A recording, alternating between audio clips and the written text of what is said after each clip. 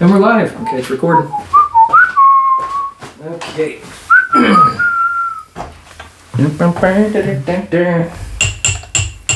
That was a spider. Jesus. I'm so used to it now. I'm like, I just don't care. No, I'm worried. Yeah, all right, so we'll probably do a couple takes on the intro, but we'll just go through it. Hello. Just a lot of like breath cuts. Should probably turn it to the. Yeah, I will. Yeah, it's got too much shit. I mean, you could have left I'll it just there. hold Just it. turn it towards the.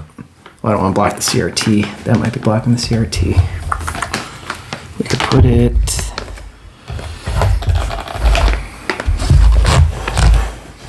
You know.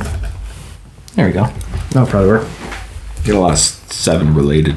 I know. I didn't realize until I grabbed it all. I was like, wow, I have just throughout the years collected. Not enough. More things. All right. Wait.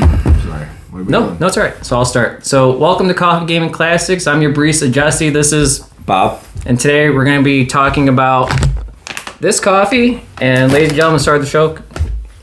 Final Fantasy 7. So talking about, put that back over there. Yeah. That doesn't matter. So talking about this coffee, it's CFE Roasters in Oxford, Michigan. I'm going to be trying doing like local reviews. So nothing like Starbucks or Tim Hortons or anything like that. Back of the bag. So what began nearly 2 decades ago as a deep friendship between two friends has grown into a shared passion for coffee. One that's been years in the making. Their dream of creating something special has expanded over the years, bringing in their siblings, spouses, and loved ones to form the heart of what is now CFE family. Our coffee beans aren't just about flavor. They're about moments, memories, and bonds we share over a good cup of coffee. We invite you to bring CFE into your own home, to share in those simple, meaningful moments with the ones you love, whether it's the comfort of your morning routine or a cozy evening with friends. We hope our coffee adds something special to your day. Thank you for being part of our dream. We hope you enjoy the experience as much as we enjoy sharing it with you, the CFE family. It's beautiful. It is beautiful. So the bag says the is a Brazil origin. Notes we should have raw sugar, dried date, and walnuts. So let's go ahead and cheers, man. See what we got here. We're drinking it black. I get the walnut for sure. I would agree with that. I agree with walnut. I don't know if I'm really getting like a raw sugar taste though. I'm not getting any date either. No, but the walnut's there. Maybe a little bit of the date. I definitely get the walnut. Yeah. I don't hate it. Yeah, no, it's good. It's not bad. Light roast. Let's see. This was a pour over, which I recommend if you can do it. Cheap setup too, to do a pour over like that. That setup I had upstairs wasn't like the pot itself was like $2 kettle. $2 kettle, and then you just need something to measure grounds with, and that's kind of it. It's nothing crazy. That glass vase I had there for the pour over, that was really inexpensive, so Good. it's a very affordable setup. So, any other notes on the coffee? No, it's good. Yeah, okay, sweet. All right, moving on to Final Fantasy 7, star of the show. I'll start with some. Actually, I wonder if we could just get the game going now. Yeah, absolutely. Let's get the game going now. We'll have that planned. Why not? Would you like to do the... Actually, I'm not sure it's on the right input. It should start. Would you like the honors of powering it on?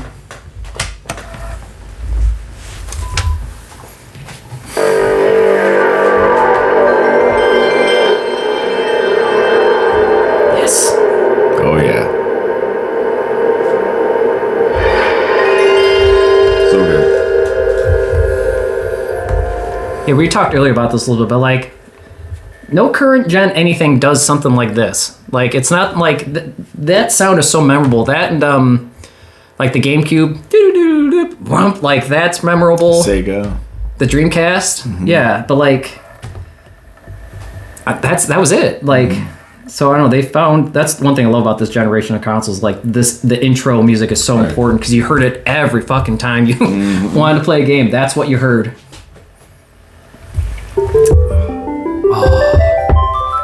I'll let this loop here for a second while I read over some interesting facts I found out about Final Fantasy 7 that I didn't know about. This one I did know. So developed in 1997, goat year. Yeah. Right. For real. Like I think Tactics came out that year. I think Banjo-Kazooie or something like that. I think a bunch of other just... No, 007, I think. Maybe. GoldenEye. Yep. And I think early 98 was Diablo 1, maybe? Or 97? I did a lot of great PC games. It's a golden generation. Yeah, let me look that up. Do I have my phone? Oh yeah, I'm recording it. Duh. Duh. I was gonna look up like games that came out in 1997.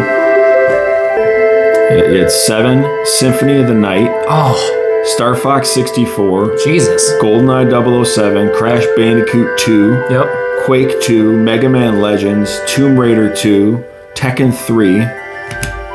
Diablo. Yep. Gran Turismo. Yep. Grand Theft Auto. Yep. My goodness gracious. Yeah. Didn't Ocarina of Time come out? Was that it's not 98? That was 98. God, can you imagine though?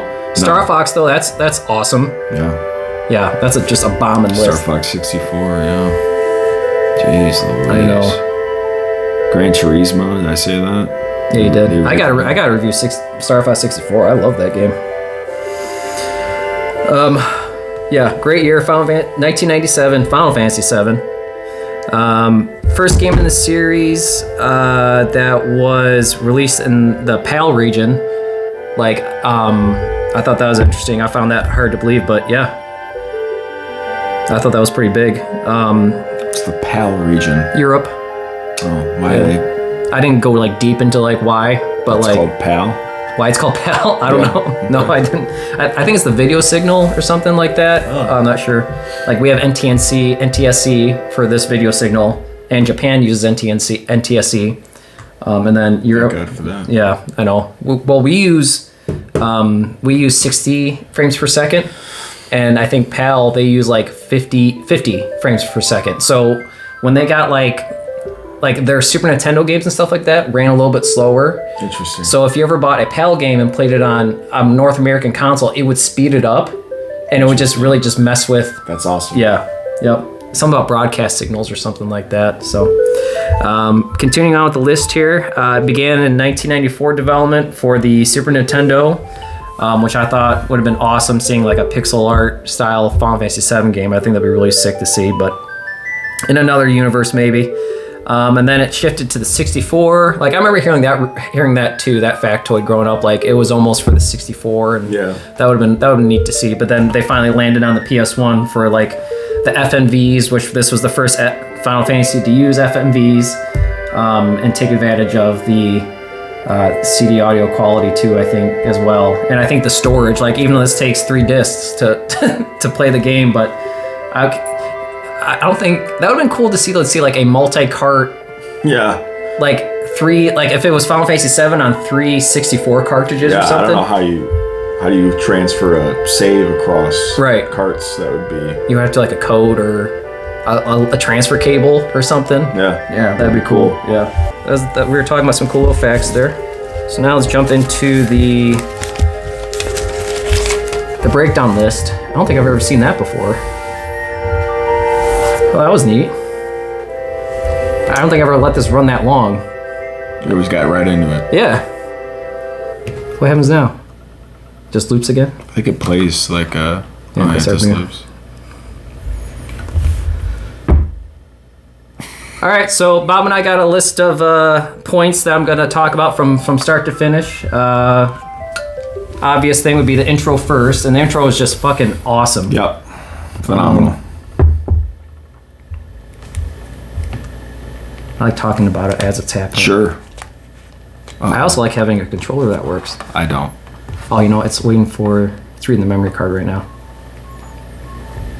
For that long? Is it corrupted? We'll find out.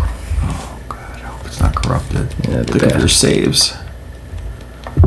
I would be honored to start a new game again. Oh. Here, live, on stream? On stream. That's just what we're doing. Smash that like button. Right. Like, subscribe, Patreon. OnlyFans. If you want to see Jesse start a new game, FF7. OnlyFans. OnlyFans is where you can find it. I don't know if this is a controller problem or a memory card issue. What if it's both? What if it's both? Because I know that if the memory card's full, or I might just take out the memory card. We'll try that too. You don't need the memory card. Get rid of it. Forget it.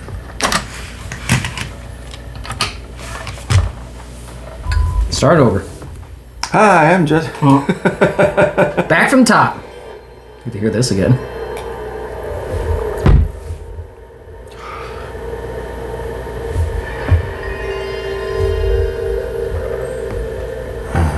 God damn it.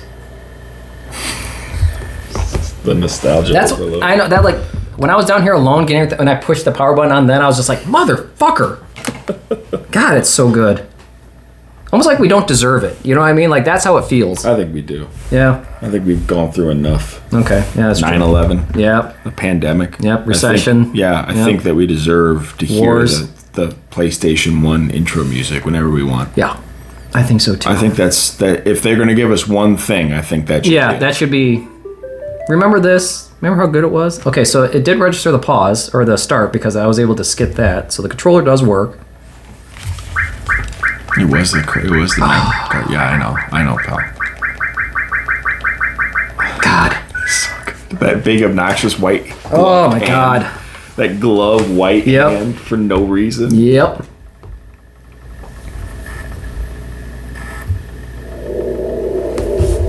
I fucking love this. So talking about intro, we're looking at the intro cutscene right now. Can you see well? Yeah, it looks great on that CRT. All right.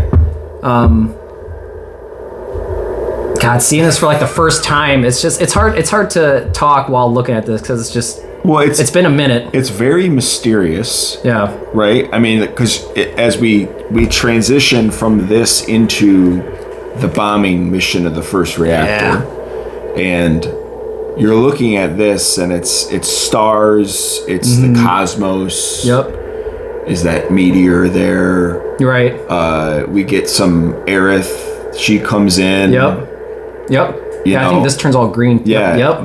We get the live stream there. Yeah. But like, if this was the first time you'd ever played, you'd be like, okay. Yeah. You're like, okay. I have no idea what that means. No words. God damn it, man. That's so good. Well, and you get a lot of good stuff. I mean, the music, as we'll touch on probably throughout. We can, I'm sure we're gonna have to. That is part of this game with no question. It's amazing, and you're like, okay, I'm in a big city. Yeah. Which is awesome. What I love about the music, I don't want to talk while it happens, but like the music will cue when we see the full view of Midgar. Yeah. As it does that hard hit as we see the full city. One of my favorite things about the intro song here is it snips between the train and in the actual song it sounds like the train coming to a stop. It's like that hi-hat snare of the that sounds like.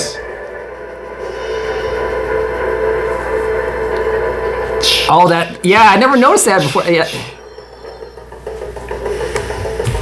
I also loved this. I mean, I don't have the breadth of Final Fantasy knowledge that you do, but this this transition from like cinematic into gameplay. Yep. It feels very cool. Yeah. Like suddenly you're playing. There was no. Like, it was seamless. Like, it just happened. And that... Don't forget to loot your potions off. Yeah, yep. 2 of them? Yep. One thing that bothers me about, like, when companies take, like, older games and, like, report it to, like, new, what they'll do is they'll update, like, the character models, but they'll leave the backgrounds alone. Yeah. What's nice about, like, the OG is, like, the resolution matches the background. So Cloud looks part of the environment. And when they make new versions of this game, they'll update the character model, but they just pop out, and it doesn't blend well, and it's really annoying. The intro is pretty short. Yeah. Do you think that was intentional, or do you think that was a limitation of what they could do with the technology at the time? Yeah, the actual intro was like it's like a minute and a half of like we pan out, we pan in, and we're going. Yeah, but it really was just like the FMV though. Yeah. So we really just waited for a video to end, and then now we're actually playing. Yeah, but I'm saying, like, do you think that because nowadays an intro to a game is much longer than that. And there's all this stuff going. Do you think that was an artistic choice? Oh. There you go. Whoops. Yeah. You think that was an artistic choice, or do you think it was just a limitation of the time? Because I could see it going either way. Because I think it's cool that it's short. I think it was an artistic choice. Play the level up. God. I think it was a choice because I think about like some intros, some like RPG intros for like the Super Nintendo, and those intros were long too. But there's no like scrolling dialogue. We're not being caught up, and I think that it also kind of adds to like the mystery. Yeah. Yep. What are we doing here? We jumped off a train. We beat some guys up. Yep. Yeah, no dialogue, no text boxes other than, well, there was someone, Barrett was like, hey, get off the train, newcomer. Yeah. It's also crazy you have to get final touch in this. Yeah, we're doing that right now. I had that as a note. I'm like, I gotta put down here getting Bolt 2 before the first boss or something like that. Yeah, so backstory there, like every time I play this game with these guys, I would always like do like a full, I wouldn't leave this screen until I got finishing touch, which is the third to last, because you can't get Cloud's ultimate until the gold saucer. So I just was this hallway, up and down, doing random fights, and then the game would determine if it could happen or not, because like you run out of potions. You run out of potions. Yeah, so fucking good. Yeah, I just, it's weird for me to just leave the screen so soon. It's like, you need them to move, I think, so that before the random encounters will start, so you have to talk to them. Yeah. Yeah, I mean, getting into, like, the next point, the characters, right? Yeah. Yep. I thought they did such a great job of making Avalanche a character. Yep. Right? Like the gang's all here. The gang's all here. Biggs, Wedge, Jesse. I mean, like, you don't know that these aren't primary characters until much later in the game. Right. And I mean, you could argue they are until they die. Yeah. Spoilers. Yeah. But not all of them. Right, no, true. Do they? I thought they all died before the pizza falls. I think you're right. I think I am right. Yeah, I think you are right. Because, like, in the... You're running up the staircase to get to the top there, and they're all, like, littered along the ground there. Yeah.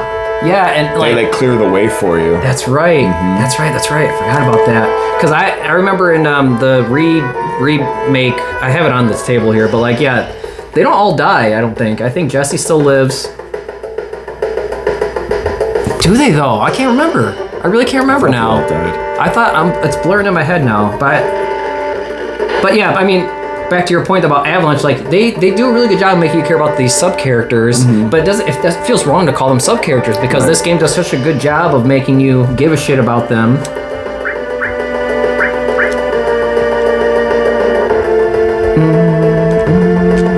Oh, this shot's here cool. This pan. Yeah. Over the shoulder. Yep.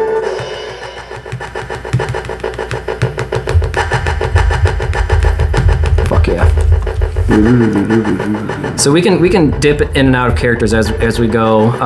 We don't have to just rifle through these. So just. I do think that it's kind of interesting, and I think it's a little odd that like you've got Avalanche, this ultra tight knit group of individuals who are planning a terrorist attack on the city, and they like hire a mercenary. Oh yeah. That seems a little odd. And I know that. I never thought about that. Tifa knows and vouches for Cloud. Yeah. But like at the same time, it's like there's this whole thing where he's like, "Okay, pay me my money," and he's like, "Well, that's for my daughter's school." Yeah. And it's like, well, what? Yeah. Why am I here? Like, why did you do this very well? So, but maybe that's why Tifa did it. Was like she thought maybe he wouldn't press. Yeah, or just like, hey, I need to help Cloud out. It is interesting in the just to see him. In the remake, in FF7. Remaster that just recently came out. Yeah. In the original, this version, it's supposed to be 1,500 gil. Yeah. And in the remake, they made it 2,000 gil because that's how much money his mom gave him when he left the house. Yeah, I didn't know that about the 2000 gold thing. That's really cool. But they, What am I supposed to do? What is it? It's hard to look at this angle. Shit.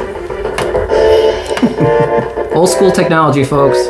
but they, yeah, that's not the case in the original. It's Yeah. in the remastered.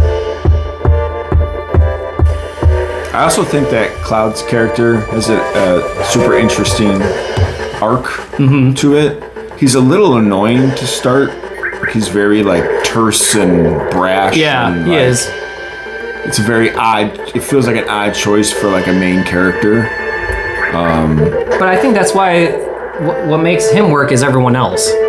Yeah. Yeah. Well, eventually he kind of comes into his own there, but Yeah. getting a lot of potions, you'd have been able to. I would have been fine. Yeah.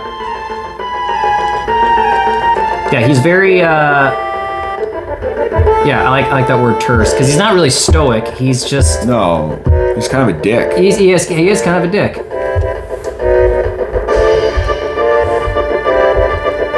So yeah, going on story-wise, we're getting ready to blow up this reactor because Shinra is the big bad, and this is Shinra's music right here.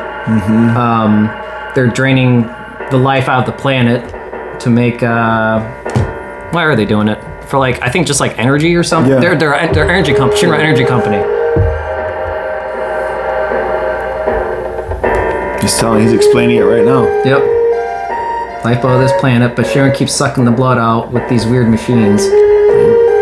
I'm not here for a lecture. Let's just hurry. Yeah. So you're right. As the game goes on, he definitely like kind of loses that. Well, and I think that's part of his character too, right? Is he's trying to put on this like face of being like this tough, this tough guy. Yeah. I'm just here for the money. Like, Well, and such a major theme of this game is like psychology and it is mental illness, and like there's so much like people are, like psychotic, and they have like Sephiroth has a break, right? Yep. Like that's He finds out the truth and just he loses snaps. it. Yep. And so much of it is go hit the chest. Yeah. Phoenix Down, I think. Yep. Hell yeah. Fuck yeah.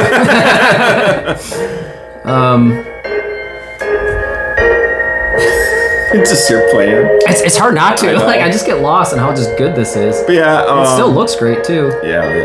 Looks like I said, it looks great on the Sierra. Yeah. Yeah, the scan lines and like the colors and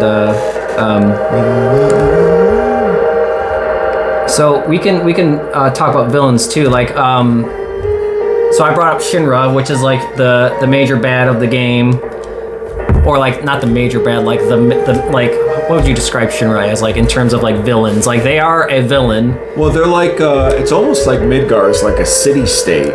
Yeah. And they are both like the government and the corporation that kind of runs it. Yeah. You know what I mean? Yeah. Like, because there's a mayor of Midgar, but he's like a puppet figure. Yeah. He's Hedgert? Yeah. It's been a minute, folks. I thought it started with an H though, because like that's where you get the tiny. You fight him before you get the tiny Bronco. But he's basically like a figurehead. I mean, Yeah. Shinra runs Midgar. Yeah. Yep. And then Shinra has like their own police force, which is what Soldier is. But I think saying that they're the big bad is fair. I mean, their scientific experiments are caused all these problems. What leads to Genova. It's what leads to Sephiroth. What leads to a bunch of the enemies that you fight in this game. Yep. It leads to. I mean, I feel like most of the time you're fighting Shinra-related baddies. Yeah, you're never fighting like. You fight like some wild animals sometimes when you're in the open world, but for the most part. But like at one point in the game too, like you fight the weapons, but the weapons come because Shinra has been so damaging to the planet that the planet. That's what the weapons were for, was to protect the planet. I think it's fair to say that Shinra is the big. Okay, I was thinking of like one specific entity, which of course is Sephiroth. Right. But I mean, like in terms of, he does try to kill the planet for sure, but it really wasn't until it's like Shinra did create him, Genova was a alien, right? Who landed on Earth. I'm pretty sure that was the story. She was like a space parasite. Shinra found Genova. They got Genova cells and started making soldiers, and they made Sephiroth. Crit. Dude, if we were doing tactics right now, my TV would...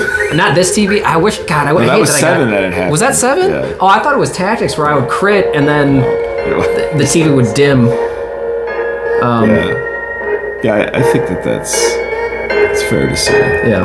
Is there some over here? I thought there was. I remember there being... So fucking awesome. Dun, dun, dun, dun, dun, dun. It almost has like a painter-like quality to it, the backgrounds. I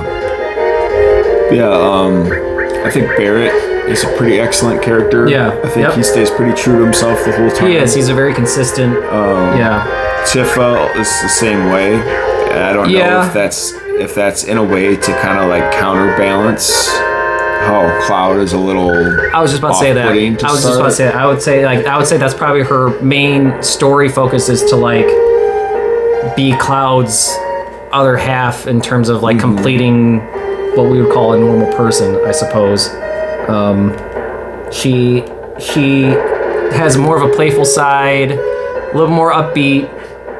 Like even her model animations are like, so Cloud has a very straight, skinny profile, right? And then hers, like she has like a lot of these motions where she's sticking out her chest, of course, because why not? As they would do, but no, hers are much more animated. I think Cloud is. Cloud for the most part is just this very narrow profile, and that kind of aligns with his character. So I never really pieced those together until just saying it out loud, but. Just having the silhouette of these 3D models reflect like the personality trait of the character itself, I think is also very important. And I thought too that, I mean, I feel like Barrett, Cloud, Tifa, and Aerith, who are like the first major characters that you play at, are also the strongest. They are. Like, I think that, I mean, Sid, Kate Sith, and then the optional Yuffie and Vincent. Do they have, like, what's Kate Sith's background? He's a Shinra puppet. Right, but like... That's what I mean. Like, it's very surface level, it feels like, for most of them. Yeah, but I mean, he has that awesome moment where he sacrifices himself so you guys can get out of that ancient temple, actually get the black materia. Yeah. Which is cool. So that's like a cool moment that he earns, but then you just come to find out that I think like the next 2 screens he's back or something like that. He's like, oh, that was just... I'm just a puppet. I'm just a puppet, yeah. Which I'm not sure lore-wise if like the memories got like my D&D character, how they just happens to remember everything. I've died like 3 times in D&D. He's the DM. He's good at it. What's Sid's background? He was the head of the Shinra, like the NASA, the Shinra NASA. So, can we talk about save points? Yeah, I would love to. They don't have them anymore. No, they don't. And like this is where you could use tents and sleeping bags. Oh god, yeah, that's right. We don't have a memory card in there. No, I took it out. When I first was exposed to this game, it was my neighbor who lived behind us. Andrew, right? Yeah, and we would play that constantly. Oh yeah.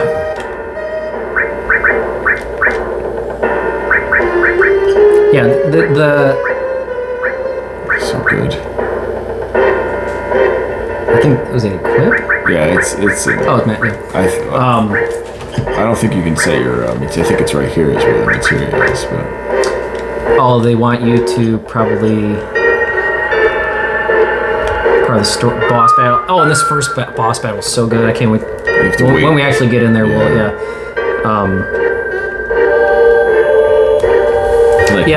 more like mental. Oh yeah, we were talking about Kate Sith. Yeah, and then this is where we start seeing. Yeah, when this happens, you're like, what was that about? And then like this is like a reoccurring thing. But yeah, I mean, so much of this game is about like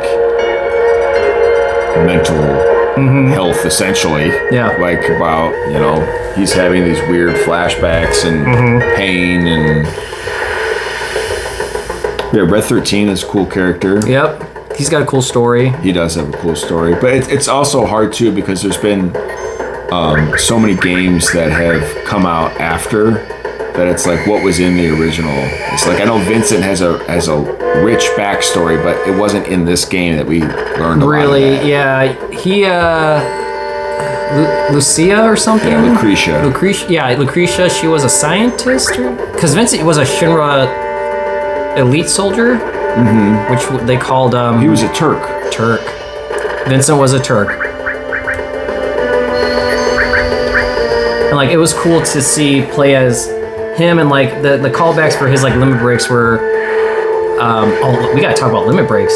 We'll pivot to that in a second, but like Vincent's limit breaks was cool because like you could be Chaos, like the first boss of FF1, so that was cool to see. And then talking about like limit breaks, I didn't have that on here, I should have, but the limit break system of this game I think is so huge. Like we never played that in any other Final Fantasy. Like you didn't have Final Fantasy VI did have it, but the conditions for it was random. You had to have like low health, and it was like even then it was like a random chance for your character to.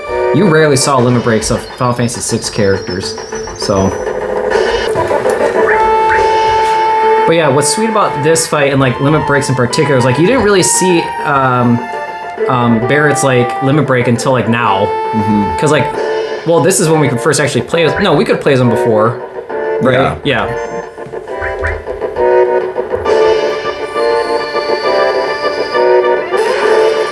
And then like having mechanics in a fight, I don't think. No, the other Final Fantasy games did do it. They would have like this one, his tail will rise, and like you're not supposed to attack because if you do, then he'll counterattack with like the laser or something like that. There's some confusing dialogue too, because he says attack while its tail is up. He does? And then it pauses and it goes, and he will counterattack with blah blah blah. Oh, and you're right. Like, wait, so I'm supposed to or I'm not supposed to? Did that happen already? Yeah. Oh, okay. And I, of course, did not attack while his tail was up. Attack while his tail's up. Dusty. If you want to die. Yeah, right. That's pretty much how it is. And I remember when I was in my younger years being like, wait. Right. Also, what's about the countdown where we gotta leave now, right? Yes. Yeah, that's so I think, and like, cause Vincent is like, he's like a Turk that got mortally wounded, and Lucretia like got him back from the dead using the chaos to kind of heal him, and that's why he has like these odd powers. Yeah. But like we don't find that out in this. That's in Vincent's like that shooter game that a lot of that is revealed. You find out some of that in this, but I feel like most of it is in these other games. Yeah, like Dirge of Cerberus, PS2. Yeah, I mean maybe that's why he's an optional character because like you know some players would never know those things. But like even like that, I feel like that's a richer backstory than like Kate Sith has. Yeah. Other than and just like Aerith obviously has an awesome backstory, but she dies right when you figure it out. Yeah. It's like you're leading into her getting killed is like when you piece together that she's an ancient. I wish I had that save file, man. Like right before that Genova fight, that would be fucking awesome if I had that ready. Like you're fighting, Aerith just gets spoilers, but Sephiroth, it's 30-year-old game though at this point. I mean, she gets stabbed in the back, and then instead of like the music being this music, where it's like just chaotic, and you know, it's like get your blood pumping. It's that very the Aerith theme. And then like at the same time you're fighting Genova, and like this giant alien creature. Aerith just died, and that's playing this sad ass music during that boss fight, and you're just like, like. I think that brings up a decent segue into the other talking points. We're talking about like this music getting your blood boiling. Yeah. I thought that the pacing of this game was really well done. Yes. Yep. I liked that it was like you get thrown off this train and you're like, what's happening? Oh my god! Okay, now I'm killing this. Okay, we got 10 minutes to get out, and then there's like a moment to catch your breath. Yep. Savor. Yep. Do you know what happens if I didn't do this? You have to go back. Oh, really? Yeah. They won't leave without her. I never tried that. She jumps over you. Yep. But yeah, I thought and like I feel like throughout the game it was very much like moments of intensity blended with like these basically time off.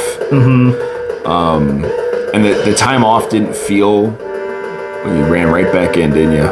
Oh no! Whoops. The time off didn't feel like boring. Yeah. Even though it was usually dialogue heavy, but at the same time, there was always like hidden stuff to find. And, I thought that the pacing was really well done for this game. Yeah. I mean, you get to the open world, and it's kind of like once you get to the open world, you can kind of choose your own pacing in a lot of ways. This is something I said about Chrono Trigger, which I for sure will have to do a review on as well, is that the pacing, like, you never have to grind, I don't feel. Like, I don't remember, like, I did it for fun. Like, I did grinding for fun, but, like, in terms of actually needing to play the game and to progress, it was never required. Like, you never hit, like, a wall. I don't recall ever that or happening. Like, even on like my first casual playthrough, I didn't feel like I need to stay in one hallway and get stronger to kill the next fight. It was just because I didn't do a mechanic right, or... You know what's funny to me too is that, like, this feels super stressful and they give you 10 minutes, but like 10 minutes is a crazy amount of time to get out of here. Yeah. Yeah. Like, that's so much time. But like in the moment, when you're first playing through this, it does not feel quick. No. It doesn't feel like you have enough time. You're like racing to get out of here. But like, I remember being so worried that I was going to get into random encounters and I wasn't going to make it. Yep. Because the timer keeps going in these random fights.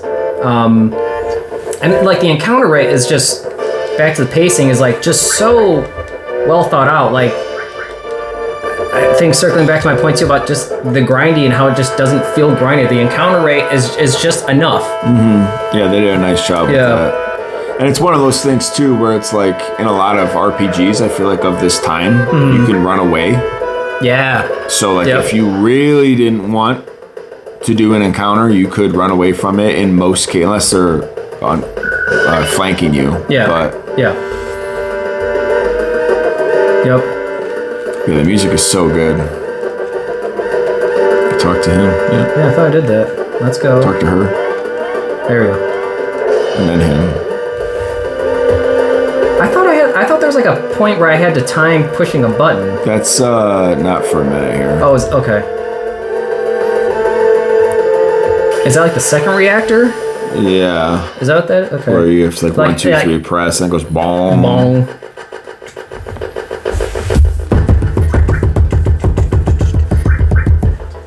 So we touched on music here and there, but I think just as a whole we can shift over that. So I got the CD soundtrack here. One of my favorite stories that you told me specifically about this music is that you gave, I don't think I was in your class when you did this, but like you did like a demonstration and like and then you talked about the soundtrack and you had it queued in like up. 7th grade drama. I did a pantomime set to like pieces of this music, and it was pretty good. Yeah, because like it lends itself so well to like making you feel the emotion it wants you to feel. Yes. So like not only is it really well done and like incredible MIDI synth music. Yep. But it does such a good job of making sure that you feel what it wants you to. Yeah. So good. God, seeing this for the first time, I mean, seeing it now still hits pretty well. No music. And it gives you a breather, right? Yeah, that's what I'm saying. Like about the pacing. Like you just had this like, if you had never played this game before, you just get dropped off in the middle of this bombing mission. Yep. You're not really sure who anyone is and what's going on. Yep. You're trying to piece it together. You're racing out of here, an explosion goes off, and then you have a sec. Yep. Right? You get back to 7th Heaven.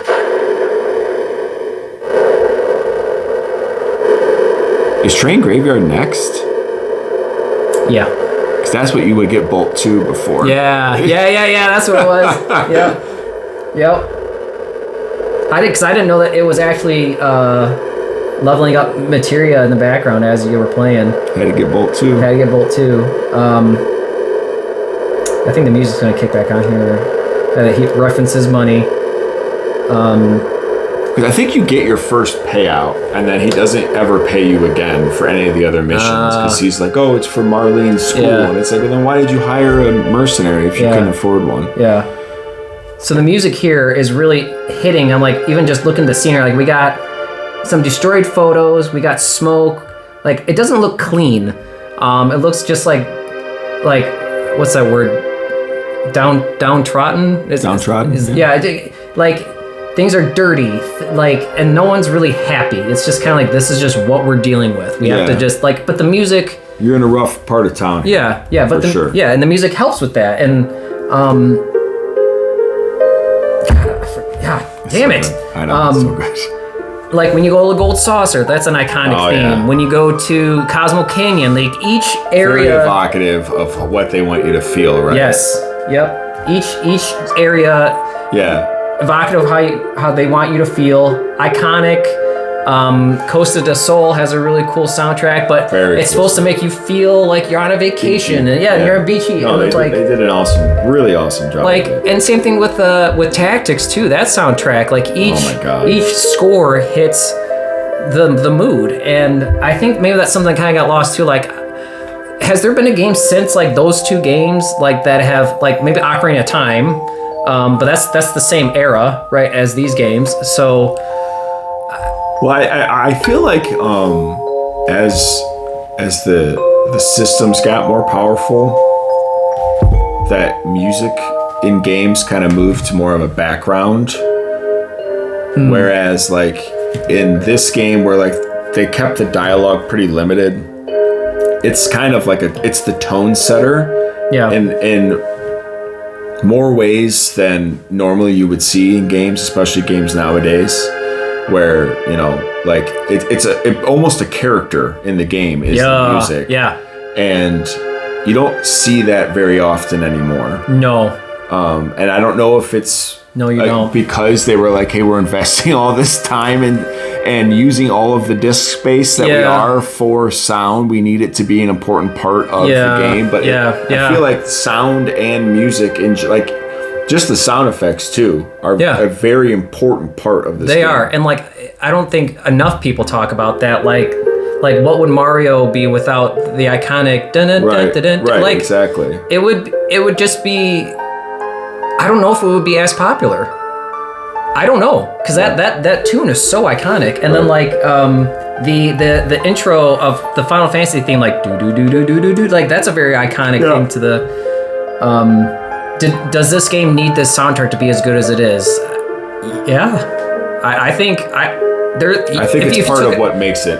I think it's part of what takes it from being a very good game to being a game that most people consider to be one of their favorites of all time. Yep. So I think it's extremely important. Yeah, I completely agree. I hate that something got lost between putting effort and time and money into how important this sound, even as I'm talking, like hearing this in the background, like it's just, I love what you said, like it feels like a character in itself. That is so true. Yeah, it is throughout, like you said, like Costa del Sol and Gold Saucer, and like the when you get on the airship, that I mean, just amazing music.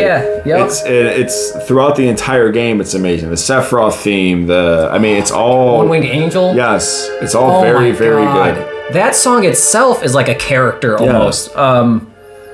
Man, just iconic shit. It's just so good. God, we're lucky to have this. Aren't we? I agree entirely. Man. No, and it hit at formative years, too. It did. Oh, it did. Us. Our core memories are core this memory years, it hit. Motherfucker, man. We lucked out. We did. What happened here? You better get out of here. Nothing. Hey, listen. Give me a flower. Which one? I think it's nothing. Hey, listen. To get the flower option. Don't see many flowers around here. Should I pick never mind? No. No, don't do it. I'm always, like my 3rd or 4th, 100th playthrough of these games. I like to see what the evil options are. Just like what happens. You know what I think is what I think is like the weirdest part of this game.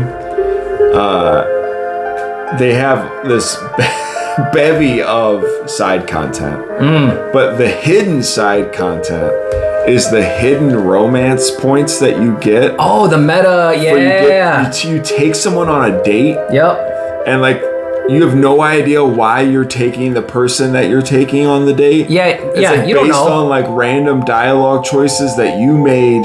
Yeah. And I think how often you heal them or something. Yes, how often they're in your party. Like you could take Barrett, you could take Tifa, Eric, you take Red 13.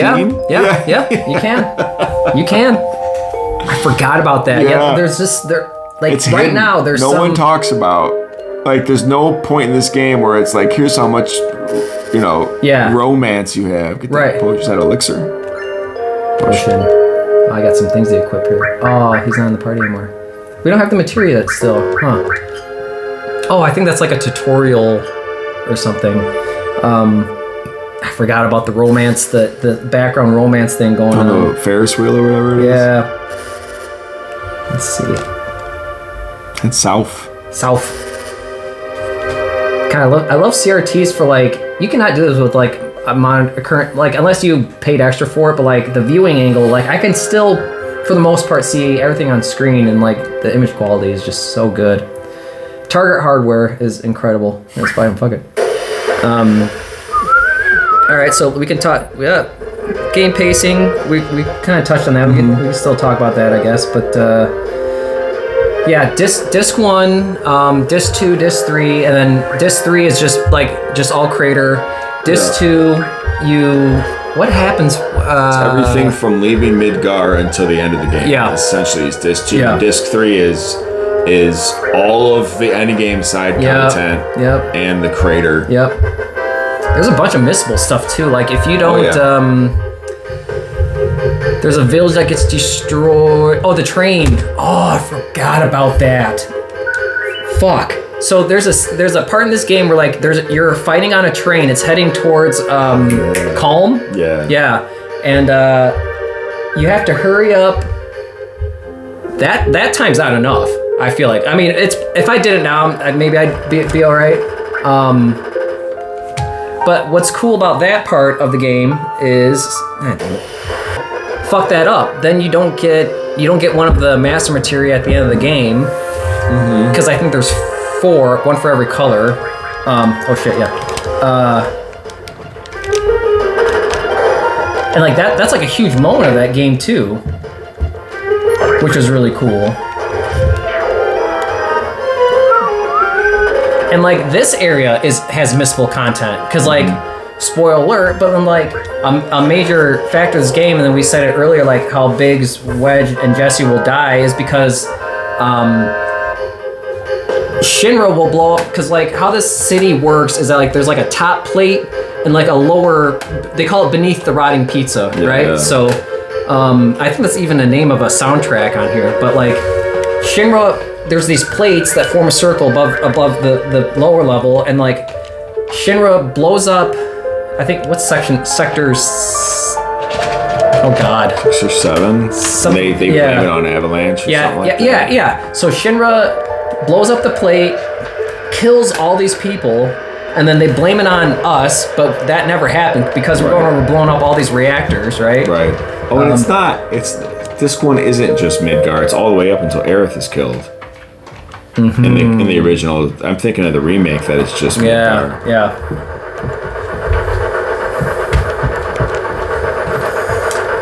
Major side content too is getting the Knights of the Round, which is like the best summon in the game. Yeah. And to get that, there's this whole content of like getting the Chocobos, and like you have to get, and then the guidebook. Do I still have that? I think I do. The guidebook will tell you, okay, you want to go to the ice area.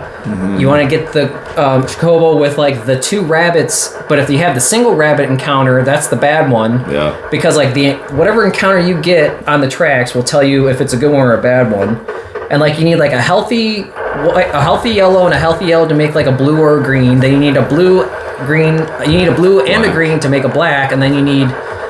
What? No, then you have to give the black one a special something? Yeah. Like a special nut from somewhere that I think you probably get from Gold Saucer or something like that. And then to get the gold. To get the gold. And then what's cool about is that whole system is like, even though it's not required, but like having like a green Chocobo. One like the green and the blue give you green does mountain, blue does rivers, and then black will do both rivers and mountains, and but then not the ocean. But not the ocean. But the gold will do the ocean. Yeah, gold does everything. That's the only way to get the Knights of the Round. Right, because you can get an airship, and you can land almost anywhere, but you can't land in forests, which is what the Knights of the Round is. It's just a circle. It's almost like a pie, and then in the middle is just forest, so you can't land your airship there.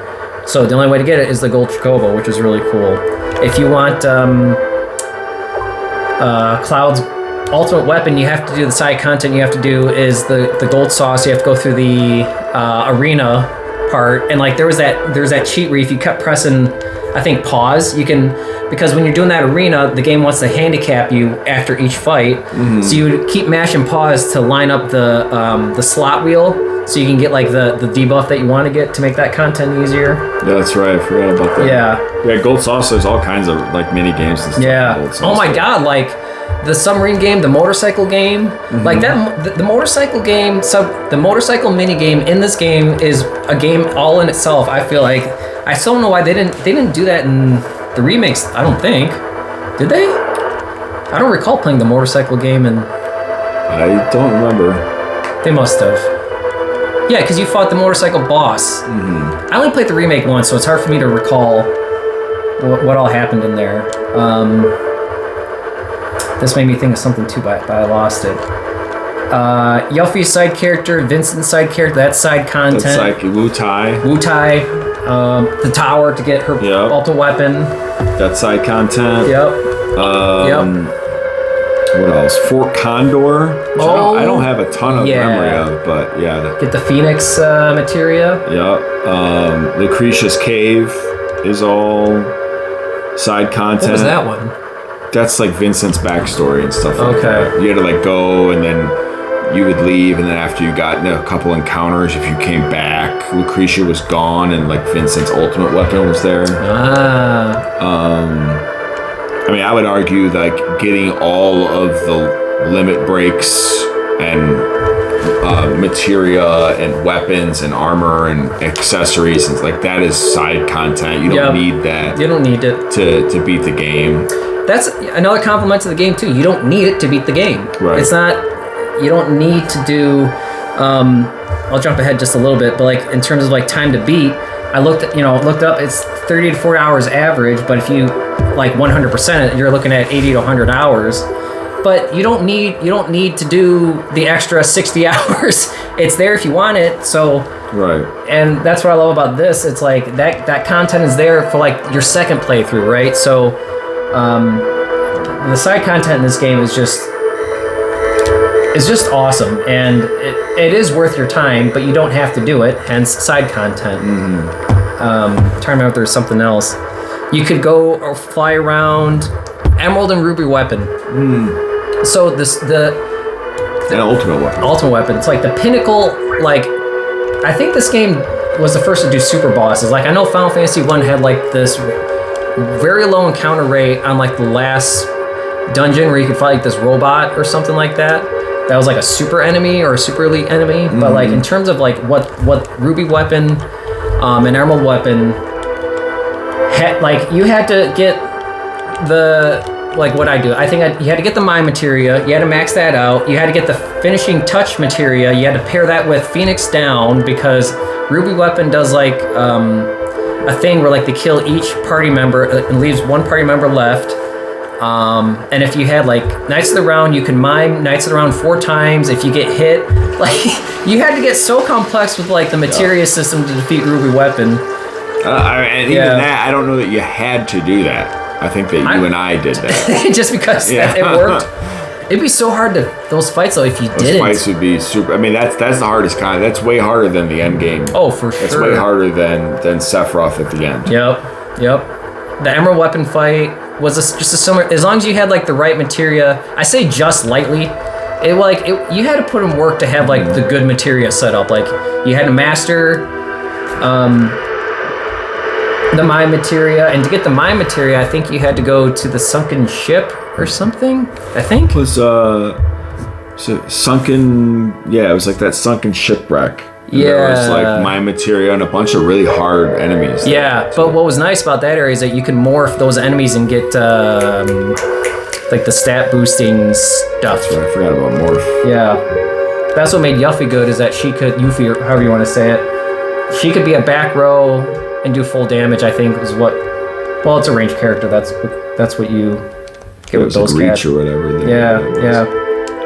I'm trying to think if there's anything else I'm missing in terms of like side content.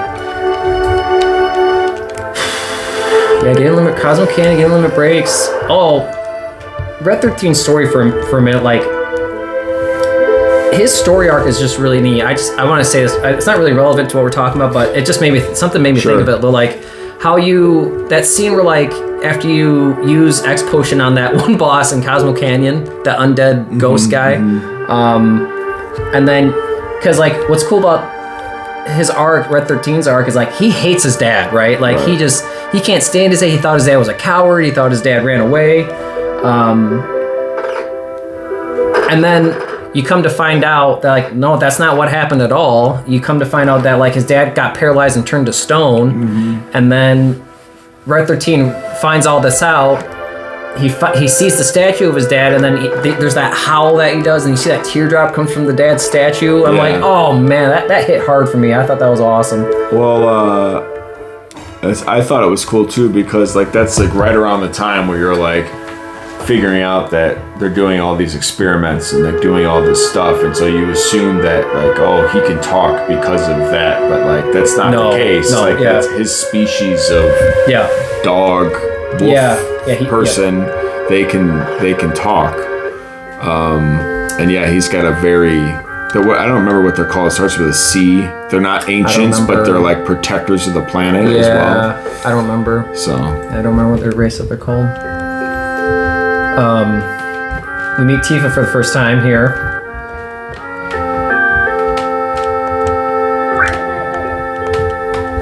Back to the music. Like things are good now. Like everything's okay. Like we're in a safe space.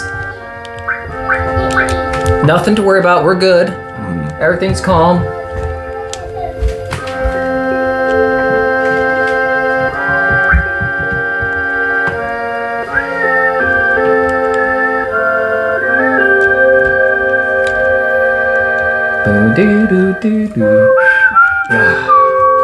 Oh god, it's so good. I don't think I have much more to say in terms of side content. There's so much there, but so now we can kind of start closing it up here. So and I talked about time to complete, so we can kind of tie those together. God, the ending of the game. So the main antagonist for Cloud is Sephiroth, this cat right here, and Sephiroth is I would even say like the meta villain is probably Genova. Like, sure, you could say Shinra did all this bad shit, but like Genova came from outer space. I'm pretty sure that's the story. I don't think she was just part of the planet. I think she came from outer space, and then. Yeah, but wasn't Shinra like trying to harvest her powers and stuff? Yeah, that's kind of. And that's how Sephiroth came to be. Is that they got her cells. I think he's a lab baby, like a tube baby. Yeah. And then, but he doesn't know that his entire life. And then, what was that mountain village? Oh my god, it's right there. Starts with an N. Nibelheim? Yes. We go there for the first time. Oh shit! Right when I get into it. So I was saying I think like the meta villain is Genova. I mean, she plays a huge role in this game. That's Sephiroth's mother, but unwilling. Like she didn't plan on having Sephiroth. Like she got prodded and made a tube baby against her will. That doesn't mean she's a good person, because she does some pretty horrible shit. We find out too. Oops. So Sephiroth, we go to Nibelheim. Nibelheim? If you didn't ask me today, I think I would have said it right. I think I'm breaking it down too much in my head. Yeah. But this is where Cloud is from. Yeah, I think so. No, that's a different village, isn't it? No, wait. I feel like that's a different. No, him and Tifa are from. Yeah, you're right. Yeah, him and Tifa are from there. They come back later because they get put on this mission to go there, And then Sephiroth finds the mansion, the Shinra mansion, goes downstairs and starts like just reading all these books. And then like there's this cool scene in this game where like it cuts like to this low angle of Sephiroth coming up and down these hallways of like the mansion's like library. Recording. Okay.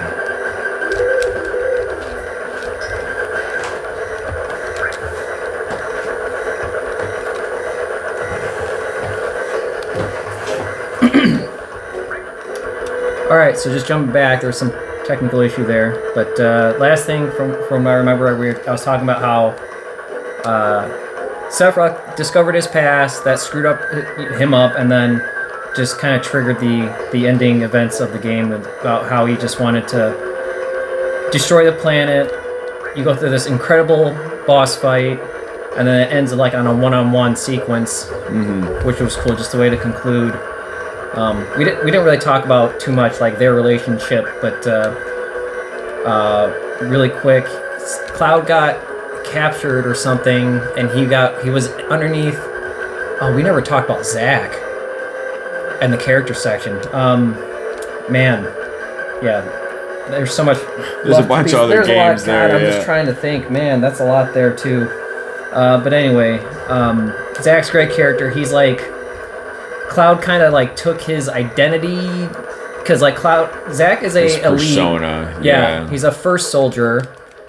Zack is. Cloud isn't. Cloud, when we like learn his backstory, he's like a foot soldier. A foot soldier, but he's friends with Zack, and then that's how Cloud gets the Buster Sword, is from Zack. And Zack is like the black-haired version of Cloud in terms of like polygonal models. That's how they look on the game here. Anyway, the point of all that being, there's so much more to say, but I think we've covered a good amount today. And then I'll splice this in part 2. So the CFE in the coffee roasters, it really is just every other letter in the word coffee. That's what CFE means in the CFE roasters here. So I'll cut that in. Do you want to repeat our closing thoughts? Yeah. And I don't remember them. But closing thoughts. I mean, it's essentially. I mean, it's everyone's in their top 3 for greatest game of all time. I don't think that that's just nostalgia. No. Although I'm sure some of it is. But like, everyone seems to think this is one of the best games ever made. I think it's one of the best games ever made. I agree. So that's how I feel about it. Yeah. Core. Yeah. We talked about how this is like a core. Like, it's a piece of entertainment, but it did form a lot of hours and memories for us. So it doesn't feel. It is entertainment, but like, it's more than that. It's so much more than just something fun to do. It became like just core memories, core time spent together playing this game, and for us, for sure. Yeah, no doubt, and for a lot of people. So. Yeah, great game. Top 3 for everybody. No one would dispute that. Oh, I did this in my last video. Like, cons of this game. I don't know. I don't remember being annoyed with anything with this game. Yeah. I mean, I guess if you didn't like turn-based combat, or maybe. I don't. Yeah. Oof. Yeah. Great game.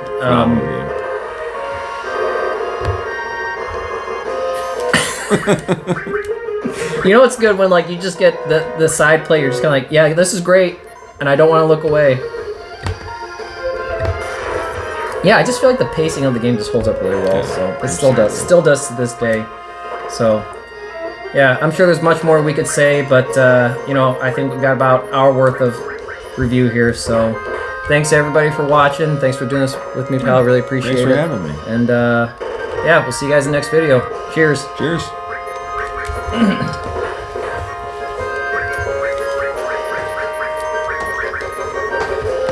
I wasn't recording that entire time. God, that'd be funny.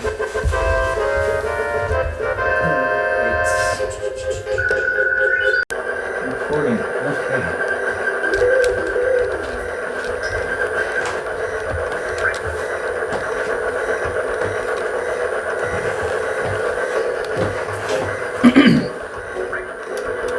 right, so just jumping back, there was some technical issue there. But last thing from what I remember, I was talking about how Sephiroth discovered his past, that screwed up him up, and then just kind of triggered the ending events of the game about how he just wanted to destroy the planet. You go through this incredible boss fight, and then it ends like on a one-on-one sequence, which was cool, just a way to conclude. We didn't really talk about too much like their relationship, but really quick, Cloud got captured or something, and he was underneath. Oh, we never talked about Zack and the character section. Man, yeah, there's so much. There's a bunch of other games there. I'm just trying to think. Man, that's a lot there too. But anyway, Zack's a great character. He's like, Cloud kind of like took his identity, because like Zack is his a elite persona. Yeah, he's a first soldier. Zack is.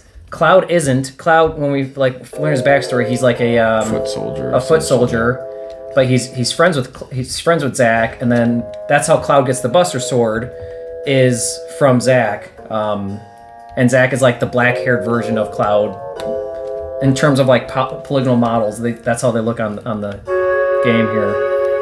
Anyway, the point of all that being, there's so much more to say, but I think we've covered a good amount today. And then I'll splice this in part 2. So the CFE in the coffee roasters, it really is just every other letter in the word coffee. That's what CFE means in the CFE roasters here. So I'll cut that in. Do you want to repeat our closing thoughts? Yeah, and I don't remember them. But closing thoughts. I mean, it's essentially. I mean, it's everyone's in their top 3 for greatest game of all time. I don't think that that's just nostalgia. No. Although I'm sure some of it is, but like everyone seems to think this is one of the best games ever made. Yep. I think it's one of the best games ever made. I agree. So that's how I feel about it. Yeah. Core. Yeah, we talked about how this is like a core. Like it's a piece of entertainment, but it did form a lot of hours and memories for us. So it doesn't feel. It is entertainment, but like it's more than that. It's so much more than just something fun to do. It became like just core memories, core time spent together playing this game, and for us, for sure. Yeah, no doubt, and for a lot of people. So, yeah, great game, top 3 for everybody. No one would dispute that. I did this in my last video. Like cons of this game. I don't know. I don't remember being annoyed with anything with this game. Yeah, I mean, I guess if you didn't like turn-based combat, or maybe. I don't know. Yeah. Oof. Yeah. Great game.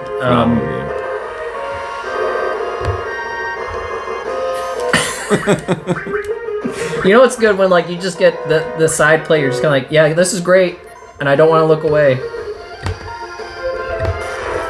Yeah, I just feel like the pacing of the game just holds up really well. So it still does to this day.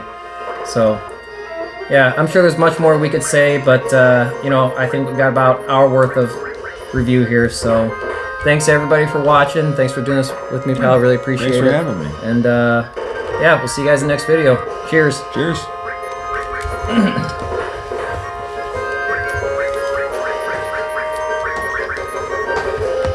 I wasn't recording that entire time. God, that'd be funny.